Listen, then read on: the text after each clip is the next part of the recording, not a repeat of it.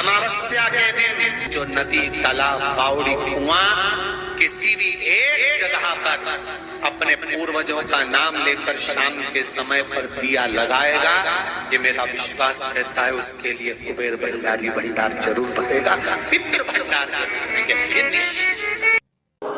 मौनी अमावस्या के दिन शंकर के मंदिर में जाकर शिव जी को जल चढ़ाकर जब कोई चंदन की 3 लाइन भगवान शंकर के शिवलिंग पर खींचता है, शंकर उसका हाथ पकड़कर उसका भाग्य लिखना प्रारंभ कर देते हैं। यहाँ तक शिव पुराण कहती है, अगर चंदन नहीं है, अबीर नहीं है, गुलाल नहीं है, रोली नहीं है, कुछ भी तुम्हारे पास में नहीं है, शंकर जी को तुमने जल चढ़ाया, जल चढ़ाने के बाद अगर चंदन, रोली, हल्दी कुछ नहीं है, तो भी अपने हाथ की 3 उंगलियों से शंकर के शिवलिंग पर जब आप 3 रेखाएं दिल से, हृदय से, भाव से बनाते हो, तो भी शंकर भगवान हाथ पकड़कर तुम्हारे भाग्य की रेखा बनाना प्रारंभ कर देता।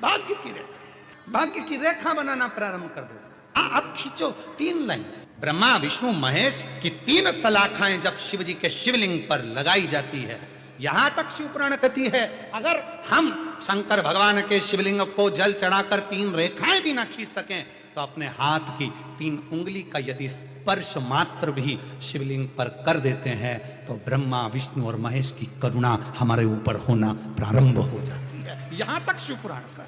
अगर अमावस्या के दिन प्रदोष के समय पर, प्रदोष का समय जानते हो ना, सूर्यास्त के समय जब होता है प्रदोष का समय, अगर घर का व्यक्ति एक घी का दीप लेकर उस जलाशय, नदी, तालाब, बावड़ी, कुआं, हेडपंप जो उसके पास में हो, जो जलाशय पास में हो, वहां पहुंचकर प्रदोष काल में दक्षिण की ओर दिया जो लगेगा, उसमें बत्ती लंबी लगेगी, गोल बत्ती नहीं।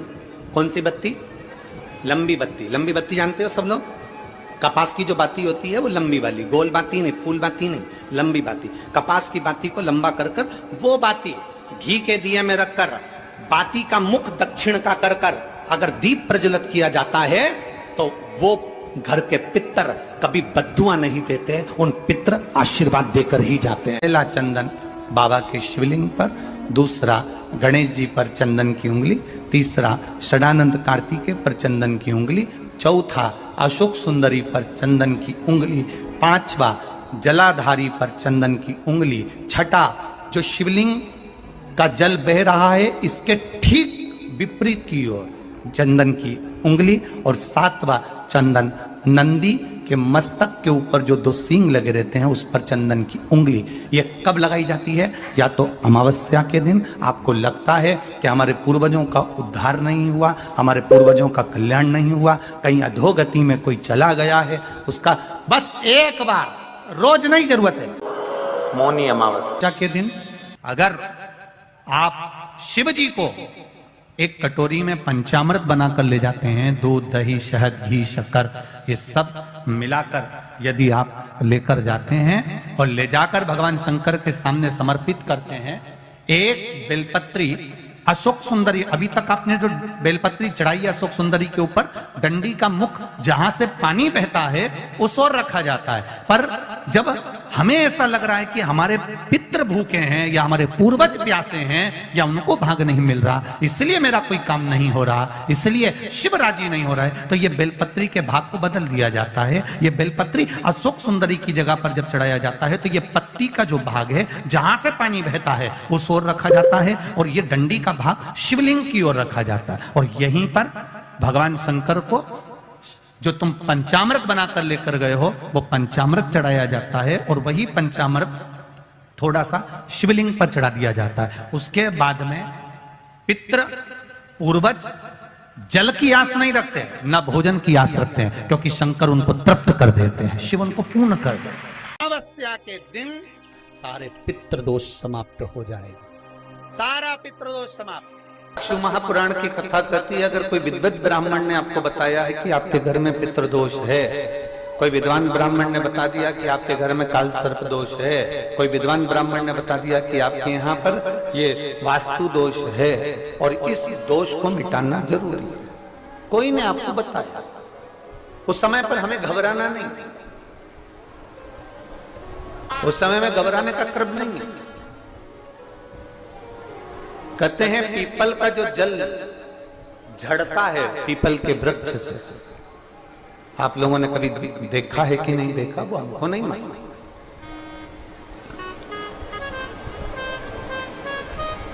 कितना भी अगर कोई वास्तु दोष बता दिया, पितृ दोष बता दिया, काल सर्प दोष बता दिया, कितना भी अगर कोई दोष बता दे, तो पीपल का जो जल वृक्ष में से झड़ता है, कभी कभी आप उसके नीचे हाथ रखकर देखना, थाली रखकर देखना, उसमें पत्थर पर देखना, तो वहां पर भी पानी के निशान आपको मिलेंगे, बूंद के निशान मिलेंगे।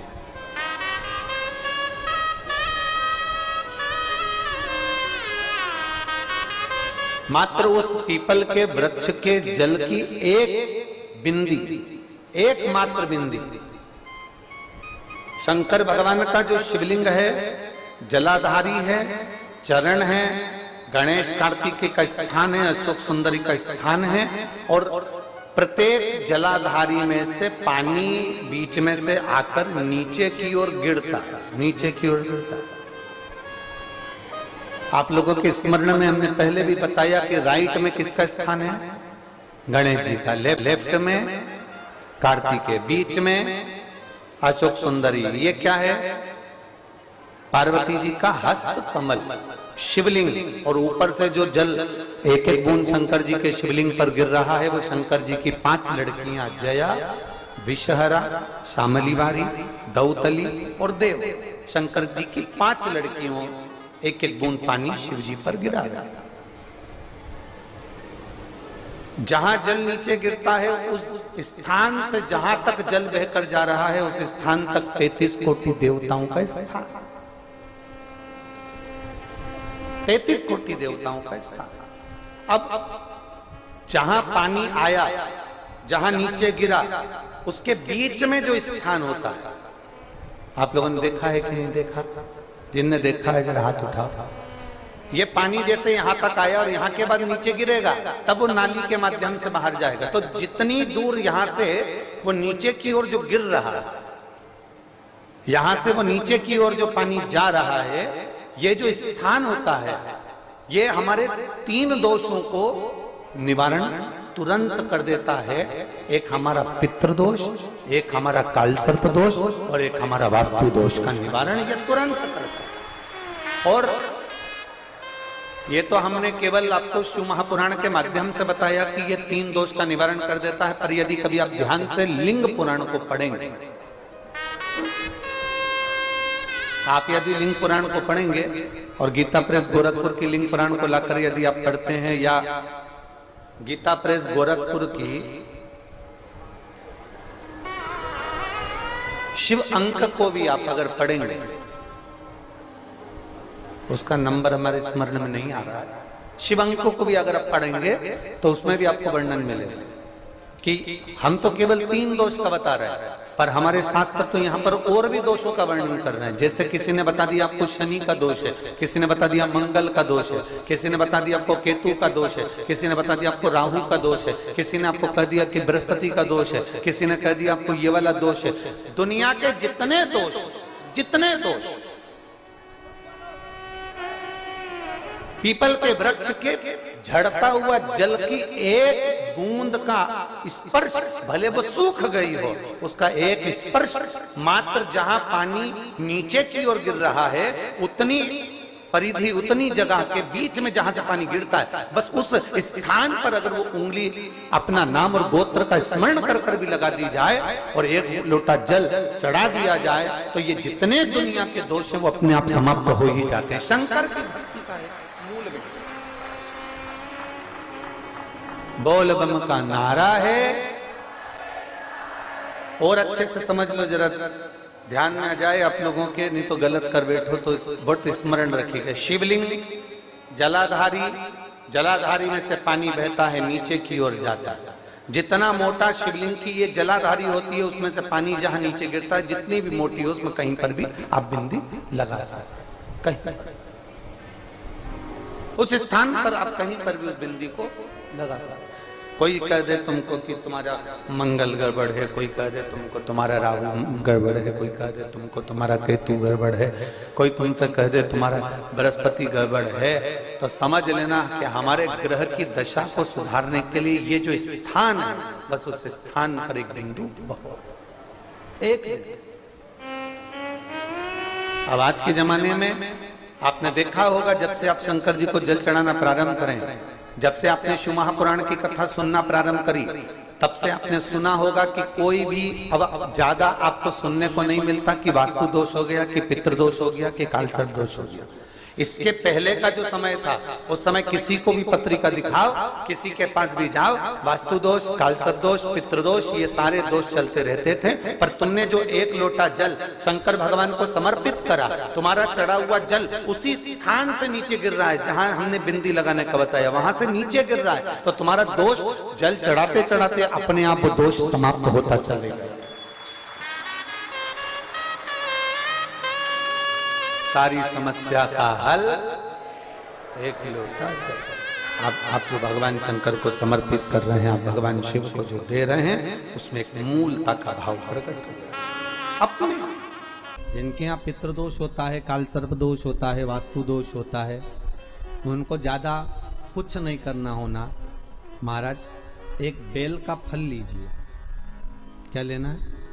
बेल का फल, बेलपत्री का जो फल होता है उसको ले लो, उसके अंदर का जो गुर्दा होता है, अंदर का जो भाग होता है, उसको निकाल लीजिए और उस बेल के फल में आटा सेक कर उसमें शक्कर मिलाकर उसको उसके अंदर भर लीजिए। अमावस्या के दिन सुबह 10 बजे से पहले उस बेल फल में, जिसमें तुमने पंजेरी भरी है, आटा सेक कर भरा है शक्कर के साथ में, उसको अपने घर में घुमाने के बाद में जिसको कालसर्प दोष बताया है, पितृदोष बताया है या वास्तु दोष का स्मरण बताया है, घर में सब दूर घुमाकर अपने परिवार का हाथ का स्पर्श कराकर पीपल के पेड़ के नीचे तक खड्डा खोदकर उस बेलपत्र के उस फल को दाब दीजिए, उस फल को उसमें दबा दीजिए। महाराज केवल एक अमावस्या करना रहता है, पितरों के दोष से मुक्ति मिलती है और हमारे घर के कार्य सफल होना प्रारंभ हो जाते हैं। कार्य की सफलता होती है, कार्य में सफलता प्राप्त होने लगती है। हम तो घर में यदि क्लेश उत्पन्न हो जाता है, का धन, आपकी प्रॉपर्टी, आपकी जमीन, आपका प्लाट, आपका दुकान, आपका पैसा, यदि किसी ने कब्जा कर लिया और छोड़ नहीं रहा, प्रत्येक अमावस्या के दिन पीपल के वृक्ष के नीचे जाकर 2 दीप लगाइए घी के।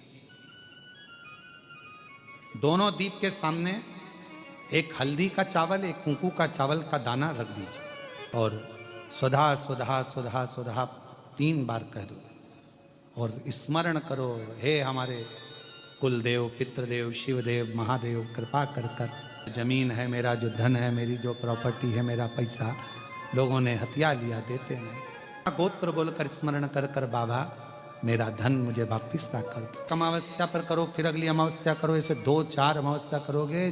जिसने ले रखा है वो खुद सोचेगा कि मुझे क्या हुआ, कि मुझे देना है, उसका पैसा चुकाना है, धन रखेगा नहीं। अगर किसी व्यक्ति के जीवन में खो गया, कर्जे में डूब गया, कर्जा बहुत हो गया, पैसा चले गया, गाड़ी चली गई, मकान चले गया, सब गिरवे रखा गया, सब कुछ समाप्त हो गया, उसको प्रत्येक प्रदोष को, प्रत्येक अमावस्या को घी का दीप किसी भी पेड़ के नीचे, ये 5 वृक्ष बताए हैं पितृभाव के, उन 5 वृक्ष में से कहीं पर भी बड़, पीपल, आंवला, शमी, बेलपत्र आदि 5 वृक्ष में से किसी भी वृक्ष के नीचे प्रज्वलित करे और काम ना करे, उसका कर्जा चूकता ही है, चूकता। आपको कोई ब्राह्मण देवता ने कहा कि आपके यहाँ पितृदोष है, तो आपको घबराना नहीं है कि महाराज जी मुझे क्या करना पड़ेगा, पितृदोष है। एक चावल का दाना घर में से लीजिए, हथेली पर रखिए, पानी का जो मटका होता है, हंडा होता है, पानी का जो मटका है, हंडा है, जहां पर रसोई घर में तुम पानी रखते हो, उस हंडे के पास में, मटके के पास में उस चावल के दाने को लेकर जाइए, अपने पितरों का स्मरण कर स्वधा स्वधा स्वधा स्वधा स्वधा 5 बार बोलकर शंकर भगवान के शिवलिंग पर, तुम्हारे घर में शिवलिंग हो तो घर में, और अगर मंदिर में शिवलिंग हो तो मंदिर में, उस चावल के दाने को चढ़ा दीजिए। कैसा भी पितृदोष होगा समाप्त हो। अमावस्या के दिन वर दे गई कि आज की रात्रि तूने अपना दरवाजा खोलकर मेरे लिए रखा, दरवाजे पर दीप टिमटिमाया, दीप प्रज्वलित रहा, तूने मुझे मधु का भोग लगाया। आज का रात्रि पूरी पृथ्वी के लिए धन और वैभव की रात्रि रहेगी। अमावस्या के दिन व्यक्ति जो भगवान शंकर को बेलपत्र जब समर्पित करता है और बीच की पत्ती पर चंदन लगाकर, मध्यस्थ जोड़ पर शहद लगाकर शिव को जब समर्पित करता है, तो उसका भाग्य कितना भी विपरीत चल रहा हो, उसकी किस्मत की रेखा कितनी भी विरोधी, कितनी भी विपरीत चल रही हो, वो अपने आप से लुट जाती है, अपने आप से। पहला चंदन बाबा के शिवलिंग पर, दूसरा गणेश जी पर चंदन की उंगली, तीसरा षडानंद कार्तिकेय पर चंदन की उंगली, चौथा अशोक सुंदरी पर चंदन की उंगली, पांचवा जलाधारी पर चंदन की उंगली, छठा जो शिवलिंग का जल बह रहा है इसके ठीक विपरीत की ओर चंदन की उंगली, और सातवां चंदन नंदी के मस्तक के ऊपर जो 2 सींग लगे रहते हैं उस पर चंदन की उंगली। ये कब लगाई जाती है? या तो अमावस्या के दिन। आपको लगता है कि हमारे पूर्वजों का उद्धार नहीं हुआ, हमारे पूर्वजों का कल्याण नहीं हुआ, कहीं अधोगति में कोई चला गया है, उसका बस एक बार, रोज नहीं जरूरत, अमावस्या के दिन दोष काल में, प्रदोष के समय पर, प्रदोष काल में शाम के समय पर जाकर किसी भी नदी, तालाब, बावड़ी, कुआं, कहीं ना कहीं जो आपके पास में हो, वहां पर एक घी का दिया, बत्ती का मुंह दक्षिण की ओर कर कर अवश्य जला कर जाना। सारे पितृदोष समाप्त हो जाएगा, सारा पितृदोष समाप्त। अमावस्या के दिन किसी भी जलाशय के पास में, नदी, तालाब, बावड़ी, कुआं, जो आपके शहर में, आपके गांव में, आपके नगर में हो, वहां जाकर लगा दे। अगर नदी, तालाब, बावड़ी, कुआं नहीं है तो पीपल का वृक्ष हो या बेलपत्री का वृक्ष हो या बट का वृक्ष हो, उसके नीचे लगा दो प्रदोष काल में। पर अमावस्या के दिन लगाएं जरूर। क्यों? क्योंकि अमावस्या के दिन पितृ शाम के समय प्रदोष काल में शंकर भगवान का नाम जाप कर कर नदी, तालाब, बावड़ी पर पानी पीने जाते हैं। वहां से जल का आचमन कर कर पितृ अपने लोक को चले जाते हैं प्रदोष काल के समय पर। इसलिए प्रदोष काल में जलाशय के पास में, बावड़ी, कुआं, नदी, तालाब के किनारे पर दिया लगाया जाता है दक्षिण की ओर मुख कर कर बत्ती का, तो पितृ आशीर्वाद देते हुए जाते हैं कि फलो फूलो, आगे बढ़ो, उन्नति करो, तरक्की करो। ये पितरों का आशीर्वाद रहता है, पितरों का वर रहता है। आप देंगे उसको मिलेगा। पितृदोष है, ये आपको कैसे मालूम पड़ेगा?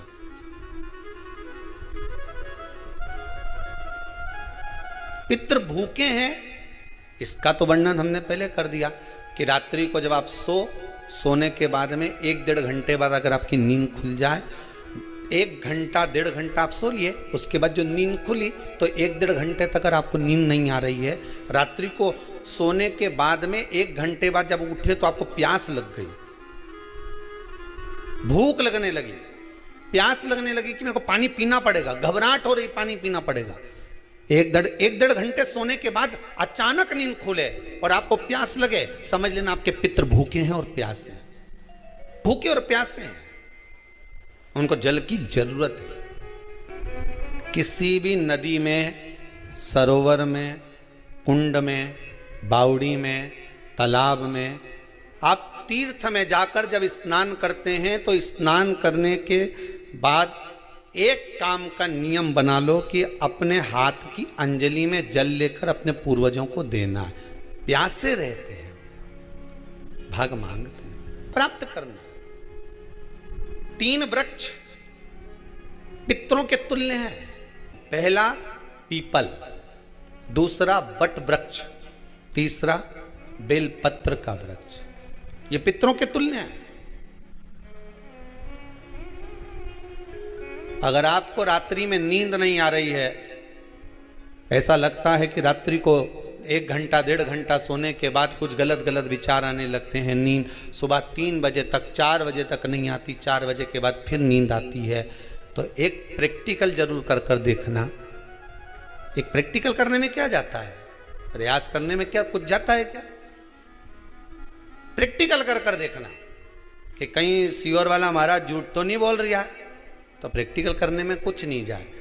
1 लोटा पानी लो, उसमें थोड़ा सा कच्चा दूध डाल लीजिए, श्राद्ध पक्ष चल रहा है, बेलपत्री का पेड़ या पीपल का पेड़ या बट का पेड़, इन पेड़ के नीचे ले जाकर उस दूध को दोपहर में सुबह 10 बजे से लेकर 12 बजे के बीच में ले जाकर चढ़ा दीजिए। रात्रि को फिर ना आपको प्यास लगेगी ना भूख लगेगी, नींद एक बार लगी तो सुबह ही खुलेगी। प्रैक्टिकल करने में क्या जाता है? पानी डालने में तुम्हारा कुछ जाएगा? अरे बोलो तो सरी, प्रैक्टिकल करने में क्या जाता है? कुछ भी नहीं बिगड़ेगा, ये तो बस जल डालोगे तुम्हारा ही कुछ अच्छा हो सकता है, बाबा की कृपा। 3 वृक्ष पितरों के तुल्य हैं। पहला जम के बोलिए पीपल, दूसरा बट वृक्ष, तीसरा बेलपत्री का वृक्ष।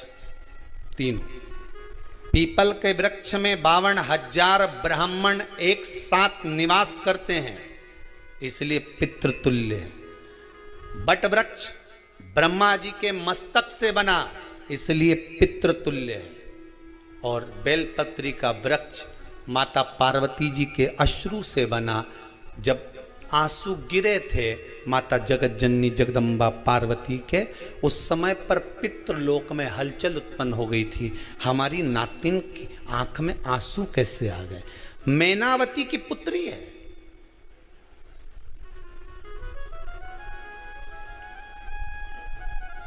पितरों की नातिन, इसकी अश्रु कैसे गिर गए? पार्वती जी ने कहा ये आंसू नहीं, मेरा पुण्य भाग प्रकट करती हूं बेलपत्री के रूप में। तो पितरों ने वर दिया था कि ये बेलपत्री का वृक्ष हमारा आशीर्वाद है, इसके नीचे अगर कोई दीप लगाता है, शिव को स्पर्श कर चढ़ाता है, उसके पितरों की शांति होगी। हम स्वयं उसको आशीर्वाद देने के लिए पधारेंगे। बेलपत्र का वृक्ष पितृतुल्य। तो रात्रि को अगर भूख लग रही है, प्यास लग रही है, तो पितृदोष। दूसरा पितृदोष का लक्षण बताया, घर में कोई शुभ कार्य ना हो, वंश की वृद्धि ना हो। 1 रुपये कमाओ, 1.25 रुपये खर्च हो रहे हैं, पैसा 10 जगह से कमाई आ रही है पर घर में टिक नहीं पा रही है, आया गया, पितृदोष। जरा सी कटोरी पड़ी है, उसके पीछे विवाद चालू हो जाए, पानी ढुल गया उसके पीछे विवाद हो जाए, या छोटी छोटी बात में घर में क्लेश मचा हुआ है, पितृदोष है। समझ लो हमारे पूर्वज हमसे खुश नहीं, प्रसन्न नहीं। अमावस्या के दिन सारे पितृदोष समाप्त हो जाएगा, सारा पितृदोष समाप्त। जिनके यहाँ पितृदोष होता है, काल सर्प दोष होता है, वास्तु दोष होता है, उनको ज्यादा कुछ नहीं करना होना। महाराज एक बेल का फल लीजिए। क्या लेना है? बेल का फल, बेलपत्री का जो फल होता है उसको ले लो, उसके अंदर का जो गुर्दा होता है, अंदर का जो भाग होता है, उसको निकाल लीजिए और उस बेल के फल में आटा सेक कर उसमें शक्कर मिलाकर उसको उसके अंदर भर लीजिए। अमावस्या के दिन सुबह 10 बजे से पहले उस बेल फल में, जिसमें तुमने पंजेरी भरी है, आटा सेक कर भरा है शक्कर के साथ में, उसको अपने घर में घुमाने के बाद में जिसको काल सर्प दोष बताया है, पितृदोष बताया है या वास्तु दोष का स्मरण बताया है, घर में सब दूर घुमाकर अपने परिवार का हाथ का स्पर्श कराकर पीपल के पेड़ के नीचे तक खड्डा खोदकर उस बेलपत्र के उस फल को दाब दीजिए, उस फल को उसमें दबा दीजिए। महाराज केवल 1 अमावस्या करना रहता है, पितरों के दोष से मुक्ति मिलती है और हमारे घर के कार्य सफल होना प्रारंभ हो जाते हैं। कार्य की सफलता होती है, कार्य में सफलता प्राप्त होने लगती है। हम तो कई बार कहते हैं महाराज जी, अगर ऐसा लगे किसी औषधि को आप ले रहे हैं, मालूम पड़े कि औषधि आपको लग नहीं रही है, शिव महापुराण की कथा कर रही है, मान लो औषधि आपको नहीं लग रही, आपने औषधि बहुत दिनों से ले रहे हो, कोई दवाई, मान लो आप किसी भी दवाई को ग्रहण कर रहे हैं और वो औषधि लगी नहीं रही है, वो शरीर को लगी नहीं पा रही और आप ठीक ही नहीं हो पा रहे, 15 दिन हो गए, 8 दिन हो गए, बताओ, उतना की उतना ही कैटरीना है, उतना ही उतना अपना भरा हुआ, वही की वही लीवर, वही की वही किडनी, वही की वही स्मरण, सभी कुछ वही वही है, उतने की उतना ही। बीपी भी ऊंचा नीचा चल रहा है पर लेवल में नहीं आ रहा, शुगर भी लेवल में नहीं आ रही, तो प्रयास करा करो महाराज, बेलपत्री के फल का जो गुर्दा है, अंदर का जो भाग है फल का, उसको पानी में गला लीजिए और प्रदोष कम से कम प्रदोष नहीं हो और बीमारी जरा दवाई लगी नहीं रही हो तो बिना प्रदोष के भी कर सकते हो, उसको पानी में गलाइए, आधा घंटा पानी में, जैसे आपको सुबह मंदिर जाना है 10 बजे, तो सुबह स्नान कर कम से कम 6:30-7 बजे उसको पानी में गला दीजिए और उस बेले के फल का गुर्दा सा गला हुआ पानी शिव जी को ले जाकर समर्पित कर दीजिए महाराज। उस पानी में से थोड़ा सा 1 चम्मच पानी शिव जी पे चढ़ा हुआ लेकर आ जाइए, उस पानी को जो बीमार व्यक्ति है उसको औषधि देने से पहले मात्र आधी चम्मच से भी आधा चम्मच उसको दे दीजिए। भगवान शंकर का श्री शिवाय नमस्तुभ्यम का जाप कर कर उस पानी को देने के बाद अगर आप औषधि देंगे तो ये पक्का है कि औषधि अपना कार्य करना प्रारंभ कर देगी और वो स्वस्थ होना प्रारंभ हो जाएगा, वो स्वस्थ होना औषधि के। अवश्य तुलसी की लकड़ी पानी में घुमाकर, लकड़ी नहीं हो तो माला तो होगी ही, जल में भ्रमण कराकर, जल में घुमाकर तुलसी की लकड़ी को जल में डालकर स्नान जो करता है, मात्र घुमाना है, लकड़ी डालकर नहीं रखना है, घुमाकर अपने पूजन वाले स्थान पर रख लो या पानी में पहले से घुमा लो, उस पानी को ले जाकर डाल दो। अमावस्या स्नान जो जीव करता है, शिव महापुराण की कथा कहती है जितनी वर्ष में सोमती पड़ती है, सोमती अमावस्याएं पड़ती हैं, शनिचरी अमावस्याएं पड़ती हैं, सारी अमावस्या का पुण्य उस जीव के खाते में चला जाता है।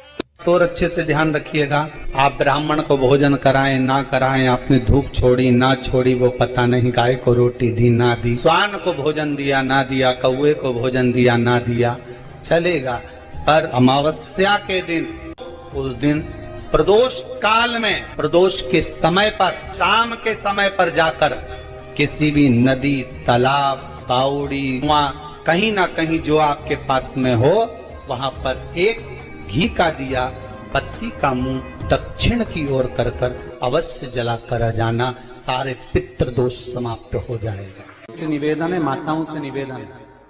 हर हर महादेव, श्री शिवाय नमस्तुभ्यम। पूजनीय गुरु जी द्वारा बताए गए 18 मार्च चैत अमावस विशेष उपाय है। 144 साल बाद ऐसा संयोग चूकना मत। चैत अमावस विशेष उपाय होगा, सभी दोष निवारण, लक्ष्मी वृद्धि होगी, एक साथ होगी सभी इच्छाएं पूर्ण, लक्ष्मी वृद्धि होगी, चूकना नहीं, यह उपाय अवश्य करें, आपकी हर इच्छा पूरी होगी। अगर ये वीडियो अच्छी लगी तो लाइक शेयर करना बिल्कुल ना भूलें। हर हर महादेव।